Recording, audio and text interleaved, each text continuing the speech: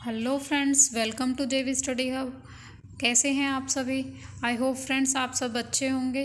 तो फ्रेंड्स, आज की जो हमारी वीडियो होने वाली है वो है VR7 bye William Wordsworth.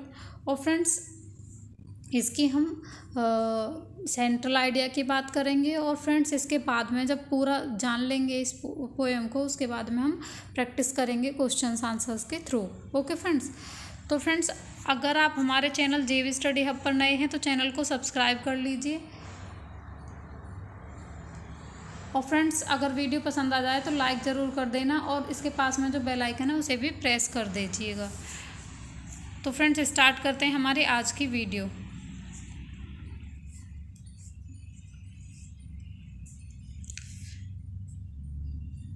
VR7. The poem VR7 of William Wordsworth is not only very interesting but also very emotional. The poem was inspired by the poets meeting a child near Goodrich Castle in Wales in 1793. तो friends, जो VR7 है हमारी poem, ये सिर्फ interesting ही नहीं, इसी के साथ साथ इमोशनल भी है। ठीक है, भावात्मक भी है ना। The poem was inspired by the poets meeting a child.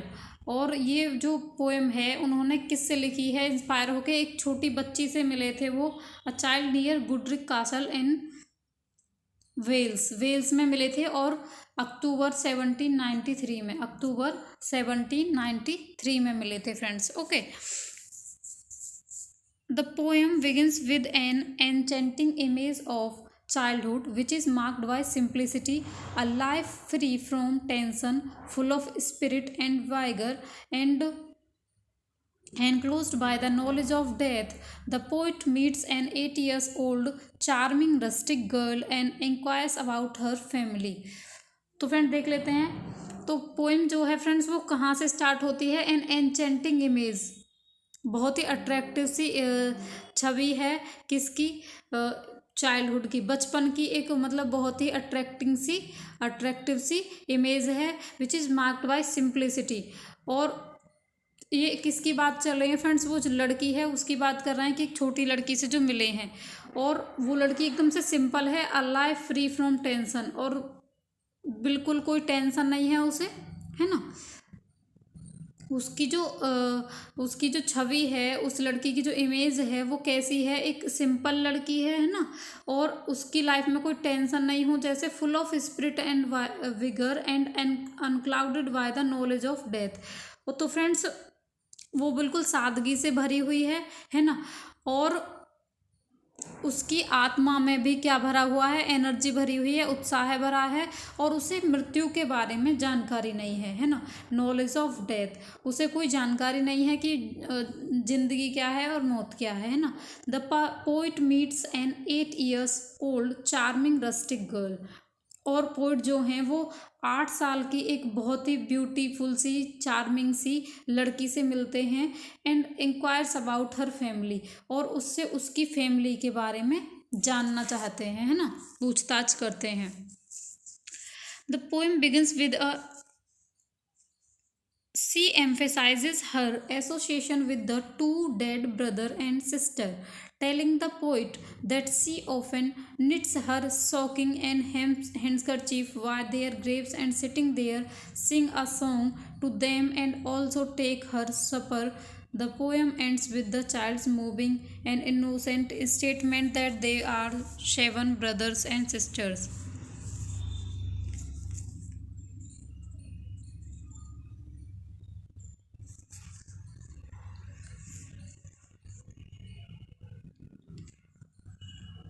तो फ्रेंड्स देखो, अभी इसके बारे में थोड़ा बता देते हैं। अब क्या होता है कि जब पोएम चल रही है, हमारा इसका एक पेज बाय मिस्टेक फ्रेंड्स वो ऐड नहीं हो पाया है, तो उसके बारे में बता देते हैं कि जब उससे पूछताछ करते हैं ना, पोइट पूछताछ करता है उसके बारे में, तो वो कहती है कि वह अपनी माँ के साथ रहती है और वो 7 भाई बहन हैं। ओके। तो जिनमें से 2 कब्र में हैं। तो पोइट हैरान रह जाता है, मतलब वो बहुत ज़्यादा सोचते हैं कि मतलब कब्र में है, उन्हें भी काउंट कर रही है। फिर वो जोर दे करके कहते हैं उससे कि वे केवल 5 भाई बहन हैं, क्योंकि 2 तो उसके क्या मतलब कब्र में है, क्योंकि दो तो मर चुके हैं तो उन्हें दफना दिया गया। तो लड़की कहती है कि उनकी कब्रें उनके छोटे से घर के पास ही हैं, है ना, और वह अपने मृत भाई बहनों के साथ अब भी जुड़ी हुई है। ठीक है, तो वो कहती है कि उनका जो घर है, उनका जो घर है और उनकी जो कब्र है, बच्चों की जो मतलब उसके भाई बहन है, दो भाई बहन हैं जो एक्सपायर हो चुके हैं फ्रेंड्स। तो वो उनके बारे में बहस करती है, जबकि वो टोटल 5 हैं, लेकिन वो कहती है कि टोटल वी आर 7, है ना। तो सी वो बताती है कि नहीं, हम 7 ही हैं। She emphasizes her association with the 2 dead brother and sister, telling the poet that she often knits stocking and. Friends, ये हैंड करचीफ है, बाय मिस्टेक हो गया है, ये क्या है हमारा हैंड करचीफ,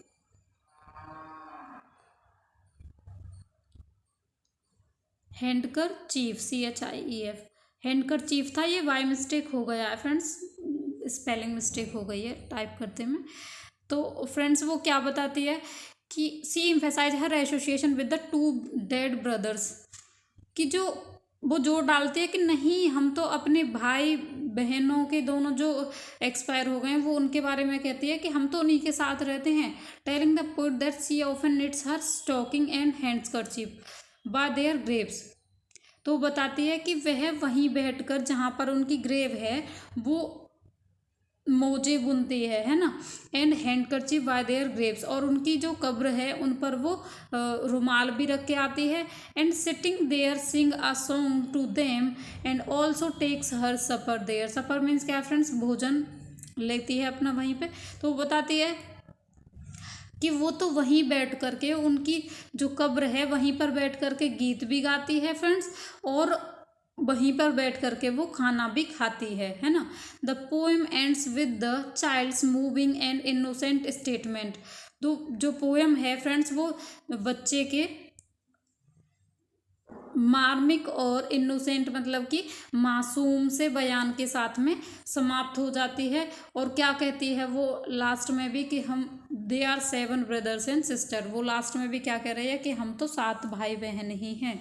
ओके फ्रेंड्स, तो आई होप कि क्लियर हुआ होगा। स्टार्टिंग कैसे होती है, जब गुड्रिक कैसल के पास में जब वर्ड्सवर्थ जी घूम रहे होते हैं तो वो एक लड़की को देखते हैं, उससे पूछते हैं कि मतलब उससे पूछताछ करते हैं कि तुम्हारी फैमिली कैसी है, क्या है। तो बताते हैं कि हम 7 हैं, जबकि उसके 2 भाई बहन मरे हुए हैं, है ना। तो वो इस बात पे जोर देती है कि मतलब वो तो डेली उनसे इंटरेक्ट होती है, जब उनकी कब्र हमारे घर के पास ही है तो हम तो अपने भाई बहनों से रोज़ मिलते हैं, है ना। तो फ्रेंड्स स्टार्ट करते हैं इसके क्वेश्चंस को। तो फ्रेंड्स पहला क्वेश्चन है इसका, Wordsworth claimed that idea for we are 7 come to him while travelling alone across in England in. Friend पूछा गया है कि जो वर्ड्सवर्थ जी के माइंड में ये आइडिया कहाँ से आया है, जब वो ट्रेवल कर रहे थे अलोन, अकेले थे इंग्लैंड में, अक्टूबर 1791 में, अक्टूबर 1792 में, और 1793 में, और 1794 में, मार्च 1794 में। तो फ्रेंड्स गैस कीजिए इसका क्या आंसर होगा। तो फ्रेंड्स इसका जो करेक्ट आंसर है वो है हमारा क्या, अक्टूबर 1793 में घूम रहे थे, है ना, और कहाँ, गुडरिक कासल के पास में। Okay, now come to the next question. Next question is, Wordsworth wrote it after becoming separated from his friend. Wordsworth ji ने ये वर्क जो है ये अपने किस फ्रेंड से अलग होने पर लिखा था, किससे सेपरेट हुए थे फ्रेंड्स जब इन्होंने ये वर्क लिखा था। Matthew, Henry third, William Calvert, ST Coleridge. तो फ्रेंड्स इसका जो करेक्ट आंसर है वो है हमारा विलियम कैलवर्ट जी हैं, उनसे सेपरेशन में उन्होंने इसे लिखा है ना। Now come to the next question. Next question is, we are 7 is a poem written by William Wordsworth and published in his poem in 2 volumes, lyrical ballads, descriptive sketch और नन। फ्रेंड्स ये पूछा गया है कि वी आर 7 जो poem है वो वर्ड्सवर्थ जी के द्वारा लिखी गई है और पब्लिश कहाँ हुई है, किस क्रिएशन में हुई है उनकी? पोएम इन 2 वॉल्यूम्स में, लिरिकल बैलेड्स में, या डेस्क्रिप्टिव स्केच में, या फिर नन ऑफ दीज? तो गैस कीजिए फ्रेंड्स, इसका जो करेक्ट आंसर है वो क्या है? वो है लिरिकल बैलेड्स में ये पब्लिश हुई थी। Now come to the next question. Next question is it describes a discussion between an adult poet speaker and a. तो फ्रेंड्स ये पोएम जो है वो डिस्क्राइब करती है डिस्कशन किस किस के बीच में? Discussion between a adult poet, N adult poet है ना, एक एडल्ट पोइट है और दूसरा कौन है ये पूछा गया है फ्रेंड्स। एक तो एडल्ट पोइट पोइटिक स्पीकर है ना, और दूसरा कौन है? लिटिल कॉटेज गर्ल है, चाइल्डहुड फ्रेंड ऑफ पोइट है, या फिर फ्रेंड है उनके जो विलियम कैलवर्ट जी हैं, या फिर ऑल आर करेक्ट? तो फ्रेंड्स जो डिस्कशन होता है वो तो आपको पता ही है कि किस किस के बीच में हुआ है। पोइटिक स्पीकर मान लो, या फिर मतलब ये वर्ड्सवर्थ जी ही हैं, या फिर उन्होंने कोई एक मतलब एक इमेज बना दी है कि कोई आदमी है जो उससे बात कर रहा है। तो फ्रेंड्स इसका जो करेक्ट आंसर है अ लिटिल कॉटेज गर्ल, है ना, जो लड़की थी। Now come to the next question. Next question is the little girl whom the poet met was dash years old. तो फ्रेंड्स यहाँ पूछा गया है कि जो लड़की जिससे कि पोइट मिलता है वह थी कितने साल की? जिस लड़की से पोइट मिलते हैं वो कितने साल की थी? 7 ईयर्स, 8 ईयर्स, 9 ईयर्स और 10 ईयर्स ओल्ड। तो फ्रेंड्स वो लड़की जो थी कितने साल की थी? वो थी 8 ईयर्स ओल्ड, 8 साल की थी, है ना। Now come to the next question. Next question is the girl lost. Girl जो है उसने किसे खोया था? The girl lost 2 brothers, 2 sister and a sister, two a brother and a sister. Friends यहाँ पे ये टाइपिंग मिस्टेक हो गई, 2 सिस्टर एंड अ ब्रदर मान लीजिए इसे। उसने किस किस को खोया है ना, कौन कौन उसकी जो मतलब उसके भाई बहनों में से कौन है जो एक्सपायर हुए हैं? 2 भाई हैं, या फिर 2 बहन और 1 भाई हैं, या फिर अ ब्रदर एंड अ सिस्टर, 1 बहन और 1 भाई हैं, या फिर नन ऑफ दीज? तो फ्रेंड्स गैस कीजिए क्या था? फ्रेंड्स उसके 2 भाई, 2 भाई बहन, टोटल मतलब 2 भाई थे टोटल, मतलब कि 1 भाई, 1 ब्रदर है ना, और 1 सिस्टर, ये दोनों उनके एक्सपायर हुए हैं, है ना। तो इसका जो करेक्ट आंसर है फ्रेंड्स वो है a brother and a sister. Now come to the next question. Next question is the discussion between the distance between her house and the burial ground was only. तो friends जो कब्र हैं उनसे और उस लड़की के घर की दूरी जो है वो कितनी थी? The distance between her house and burial ground was only 12 steps, 6 steps, 7 steps और 2 स्टेप्स। तो फ्रेंड्स यहाँ पूछा गया है कि कितने कदमों की दूरी पर है वो। तो फ्रेंड्स इसका जो करेक्ट आंसर है वो क्या है? 12 स्टेप्स की दूरी पर था उनका घर से, और जो वो उनकी बच्चों की कब्र हैं जो उसके भाई बहनों की ग्रेव्स बनी हुई हैं। Now come to the next question. Next question is identify which of the following statement are true, choose the statement for each of your answers. Friends यहाँ क्या जो सही स्टेटमेंट है उनको चूज करना है ना, और फिर हमें आंसर बताना है। Number 1 is the little girl was too good looking. Number 2, 5 of her brother and sister were dead. Number 3, the grave were covered with green grass. तो फ्रेंड्स ए ऑप्शन है कि लिटिल गर्ल जो है वो बहुत ज़्यादा सुंदर थी, अच्छी थी देखने में, सही है। 5 of her brother and sister were dead। तो फ्रेंड्स 5 कहाँ ब्रदर एंड सिस्टर, 5 तो जिंदा थे ना, तो कितने एक्सपायर हुए थे? 2। 2 सिबलिंग्स है ना, एक भाई था और एक बहन थी, है ना। तो ये वाला क्या हो जाएगा, गलत हो जाएगा। The grapes were covered with green grass. तो फ्रेंड्स ये सही है कि जो उनकी ग्रेप्स थी वो ग्रीन ग्रास से भरी हुई थी। तो यहाँ पे हमारा ए सही हो गया फ्रेंड्स, और सी भी सही हो गया। तो फ्रेंड्स ऑप्शंस देख लेते हैं। A and B are correct. तो फ्रेंड्स बी जो है वो तो रॉन्ग है। B and C are correct, ये भी गलत हो जाएगा क्योंकि बी तो रॉन्ग है। A and C are correct. तो फ्रेंड्स इसका जो करेक्ट आंसर हो जाएगा A and C are correct. तो friends option number C is correct here. Now come to the next question. VR7 take place in the British countryside somewhere where there are rolling hills and forests. Number 3 Dove Cottage. Number 4 A and B are correct.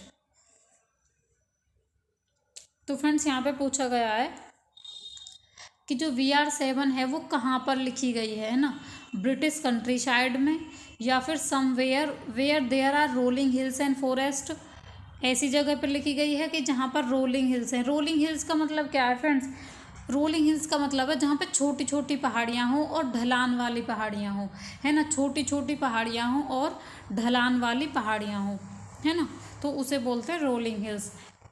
और friends Dove cottage में या फिर A and B are correct. तो friends इसका जो correct answer होगा वो क्या होगा, ये ब्रिटिश कंट्री साइड ही है ना, और ऐसी जगह ही थी जहाँ पर रोलिंग हिल्स भी हैं और फॉरेस्ट भी है। तो डब कोटेज वाला आंसर गलत है हमारा। तो इसका जो करेक्ट आंसर हो जाएगा option number D, A and B are correct. Okay friends, now come to the next question. Next question is A simple child that lightly draws its breath are the lines of the poem. तो friends ये पूछा गया है कि a simple child that lightly draws its breath, जो lines हैं ये कहाँ से ली गई हैं, जो पोएम की कौन सी लाइन्स हैं। तो friends option number A is 12th lines, option number B is 9th lines, option number C is opening lines and option number D is ending lines. तो फ्रेंड्स इसका जो करेक्ट आंसर है वो है opening lines. A simple child, आपको पता भी है कि मतलब स्टार्टिंग में हमने जो बात की थी वो क्या बताते हैं कि बहुत ज़्यादा सादगी भरी हुई है लड़की, है ना, और टेंशन फ्री है ना वो। तो ओपनिंग लाइन्स हो जाएंगी फ्रेंड्स हमारी। Who is the speaker in the poem. तो फ्रेंड्स ये पूछा गया है कि स्पीकर कौन है पोएम में, जो बोलने वाला है, नरेट करने वाला है, नरेटर कौन है पोएम में। तो फ्रेंड्स जेन है या फिर यंग गर्ल है या फिर जॉन है या फिर अननोन मेल है। तो फ्रेंड्स वर्ड्सवर्थ जी ने यहाँ पे क्या बना दिया है, उसे अननोन मेल बना दिया है ना, जो स्पीकर है उसे अननोन मेल बना दिया है। Now come to the next question. What kind of poem is this. यह पोएम जो किस तरह की पोएम है, what kind of poem is this. एक लिरिकल बैलेड है, एक डायमेंटे है, या फिर हाइकू है, या फिर सोनेट है।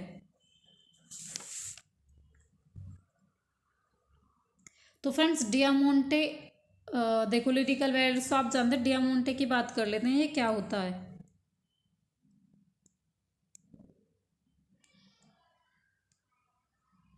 तो फ्रेंड्स डियामोंटे जो है क्या है, एक ऐसी पोएम है जिसमें हम सजा सजा करके लिखते हैं ना, एक मतलब सजावट वाली पोएम। जैसे कि देखो सजावट इन द सेंस, जैसे हम एक तो पेज पे नॉर्मली लिखते हैं तो कैसे लिखते हैं, ऐसे पूरा लिखेंगे लाइन में, लेकिन जो ये डियामोंटे टाइप है ना फ्रेंड्स, ये क्या होता है देख लीजिए। ऐसे होता है कि जैसे पहली लाइन में एक शब्द लिखा है, दूसरी में 2 लिखे हैं, फिर तीसरी में 3 लिखे हैं, फिर चौथी में 4 लिख दिए हैं, ऐसे, है ना, फिर से क्या करेंगे, फिर 3 हो गए।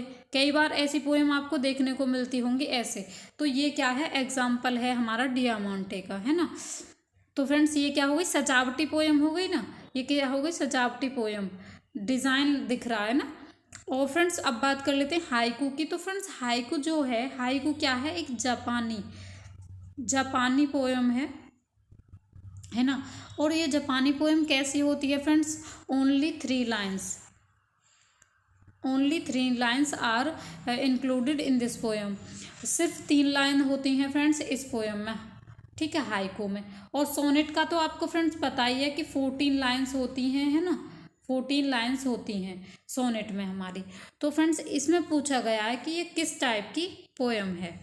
तो फ्रेंड्स ना तो ये डियामोंटे है, ना ये हाइकू है, ना ही ये सोनेट है, ये एक बैलेड है। ठीक है, लॉन्ग पोएम है, लिरिकल बैलेड है। ओके, आई होप ये क्वेश्चन भी क्लियर हुआ होगा। Now come to the next question. Next question is how does the girl justified that we are 7। लड़की जो है वो कैसे जस्टिफाई करती है, क्लियर करती है कि वो 7 हैं। They all have the same mother, her continue daily interaction around their resting place, Jane and John die side by side under the tree, her siblings still live with her in Conway. तो friends यहाँ पूछा गया है कि लड़की ने कैसे साबित करना चाहती है, कैसे करती है वो साबित कि जो उसके दो जो मतलब वो 7 भाई बहन कैसे हैं, दो कैसे उनसे जुड़े हुए हैं, है ना। तो देख लेते हैं आंसर। उनकी सभी की सेम माँ है, her continue daily interaction around their resting place. तो फ्रेंड्स इसका जो करेक्ट आंसर है वो क्या है कि her continue daily interactions around their resting place. तो फ्रेंड्स उसने बताया था ना, जब हम इसका समरी पढ़ रहे थे, क्या बताया था उसने कि वो उनकी कब्र के पास में बैठ जाती है और वहाँ पे उनके लिए रुमाल भी रखती है और वहीं पर बैठ कर के उनके लिए गाना भी गाती है और वहीं पर बैठ कर के उनके लिए मतलब गाना भी गाते, खाना भी वहीं पे खा लेती है वो लड़की। तो वो क्या है फ्रेंड्स, उनका जो इंटरेक्शन है वो मतलब अभी भी एक दूसरे से जुड़े हुए हैं, ये इस पोएम में दिखाया गया है ना। और यही वो लड़की जस्टिफाई करना चाहती है कि वो रेस्टिंग प्लेस जो मतलब जहाँ पे वो लेटे हुए हैं उन्हीं के पास में वो हम हैं और डेली हमारा इंटरेक्शन हो रहा है मेरे भाई बहनों से। तो मैं कैसे कह दूँ कि हम 5 हैं, we are 7। Okay, the poet narrates that the girl lives in a cottage. She is 8 years old and her hair is. तो फ्रेंड्स जो पोइट है वो नरेट करते हैं कि that the girl lives in cottage, जो कॉटेज में रहती है, सी इज़ 8 years old, वह 8 साल की है, एंड हर हेयर इज़, और उसके जो बाल हैं वो कैसे हैं, स्ट्रेट हैं, ग्रे एंड ब्राइट हैं, थिक एंड कर्ली हैं, या फिर ऑल आर करेक्ट। गैस कीजिए फ्रेंड्स उसके बाल कैसे थे। तो फ्रेंड्स उसके जो बाल थे वो थे थिक एंड कर्ली, भारी बाल हैं और घुंघराले बाल हैं उस लड़की के। Now come to the next question. Next question is the girl said that 2 of his brother and sisters dwelt at the या ब्लैंक है, while 2 others had gone to dash dash dash. Beside the girl surprisingly says that 2 of them lie in the churchyard and she lives near them with her mother. तो friend जब poet उससे पूछते हैं कि तुम उसकी family के बारे में जब इंक्वायरी करते हैं तो पूछते हैं कि मतलब कितने लोग हैं, क्या है, तो वो क्या कहती है, 2 of his brother and sister dwelt at। तो ये पूछा गया कहाँ पे रहते हैं उसके जो 2 भाई बहन हैं, while 2 others had gone to। ठीक है, तो इसमें स्पेस भरना है हमको, तो देख लेते हैं। पहले में क्या, sister dwelt at Conway and sea, churchyard and Grasmere, Conway and heaven and none of these. तो फ्रेंड्स इसका जो आंसर है वो देख लेते हैं क्या होगा। देखो लड़की जो बताती है कि उसके जो 2 of his brothers and sisters, जो उसके 2 भाई बहन हैं, दो भाई और 2 बहन जो हैं वो कहाँ रहते हैं, कानवे। कानवे के प्लेस का नाम है, ठीक है। कानवे क्या है सर फ्रेंड्स, एक जो रिवर होती है ना, रिवर के पास का एक एरिया है, उसका नाम कानवे है वहाँ पे, है ना। तो वहाँ पे वो रहते हैं। तो वो कह रही है कि दो तो मेरे भाई बहन जो हैं, 2 भाई और 2 बहन, वो तो रहते हैं कानवे में, while 2 others had gone to sea। और जो 2 हैं वो कहाँ चले गए हैं, सी में चले गए हैं, समुद्र में चले गए हैं। Beside the girl surprisingly said that 2 of them lie in the churchyard and she lives near them with her mother.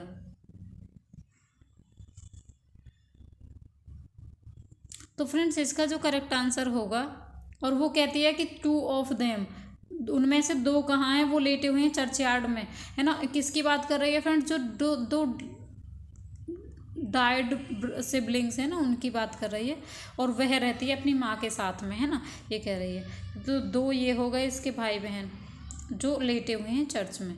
तो फ्रेंड्स इसका जो करेक्ट आंसर है वो है कॉन्वे एंड सी, ठीक है।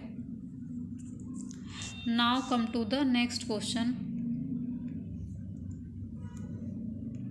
Next question is what was the name of his dead brother. उसका जो भाई था जो एक्सपायर हो जाता है, उस भाई का नाम क्या है। जैक है, जॉन है, जेम्स है, या फिर नन ऑफ दीज। तो फ्रेंड्स उसका जो भाई है उसका नाम है जॉन। क्या नाम है उसका, जॉन नाम था, जो एक्सपायर हो गया है। At what time of the year did John die. यहाँ पूछा गया फ्रेंड्स कि किस टाइम में एक्सपायर हुआ था। Eight what time of the year, साल का कौन सा समय चल रहा था जब उसका भाई एक्सपायर हुआ था, है ना। It was during thick winter when the ground was covered with snow. It was a storm that day. It was too hot today that day, sorry। तो ये पूछा गया है कि किस समय हुआ था उसका भाई जो है वो चला गया उन्हें छोड़कर। It was during thick winter, बहुत ज़्यादा सर्दी पड़ रही थी, ये भी ठीक है। when the ground was covered with snow, और जो ग्राउंड है वो पूरा का पूरा किससे भरा हुआ था फ्रेंड्स, पूरा जो फील्ड है, जो मैदानी एरिया है वहाँ का पूरा सब कुछ किससे भरा हुआ है, बर्फ़ से भरा हुआ था। तो फ्रेंड्स इसके जो करेक्ट आंसर हैं वो हैं ए एंड बी। तो फ्रेंड्स यहाँ पे क्या हो जाएगा, ऑप्शन नंबर ई सही हो जाएगा। A and B are correct here. Now come to the next question. Next question is what was the name of child's died sister. जो फ्रेंड्स उसकी बच्चे की जो मरी हुई बहन है, जो मृत्यु सिस्टर है, उसका क्या नाम था। एमिली, डेलिला, कैरोलिन और जेन। तो फ्रेंड्स उसकी जो सिस्टर जो एक्सपायर हुई थी उसका नाम क्या था, जेन था, ठीक है, जेन थी। Now come to the next question. Next question is what was the name of child's died sister. Jane. The poet meets the rustic little girl during his dash. The atmosphere is clad with nature's beauty. The poet meets the rustic little girl during his। तो friends यहाँ पूछा गया है कि जो Wordsworth जी हैं कब मिलते हैं उस लड़की से, ड्यूरिंग हिज, कब।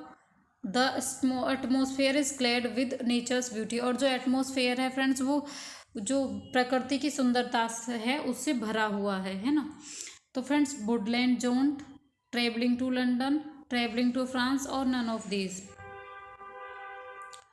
तो फ्रेंड्स इसका जो करेक्ट आंसर है वो है हमारा वुडलैंड जोंट।